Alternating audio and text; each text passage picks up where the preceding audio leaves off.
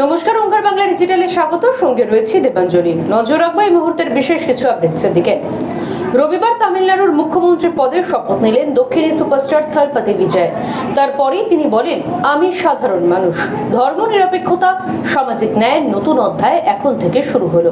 এর পাশাপাশি তামিলনাড়ুবাসীর জন্য বিনামূল্যে বিদ্যুৎ থেকে শুরু করে নারী সুরক্ষা বাহিনী গঠন করারও ঘোষণা করলেন তিনি। শনিবার রাতে খেজুরিতে পুড়ে ছাই সমুদ্র সৈকতের ধারে থাকা 30 থেকে 40টি অস্থায়ী দোকান। অভিষেক বন্দ্যোপাধ্যায় এক্স স্যান্ডেলে পোস্ট করে অভিযোগ করেন, বিজেপির গুন্ডারা আগুন লাগিয়েছে। এর পাল্টায় বিজেপি বিধায়ক সুব্রত পাইক বলেন, এরকম কাজ বিজেপি করে না। আমরা পুলিশের কাছে আবেদন করেছি ঘটনার তদন্ত করে কেউ যদি যুক্ত থাকে তাহলে তার রং না দেখে ব্যবস্থা নিতে।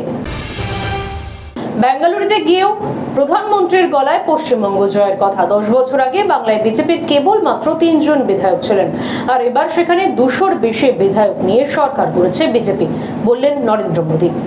এরকমই আরো আপডেট পেতে হলে নজর রাখুন ওঙ্কার বাংলা ডিজিটালে।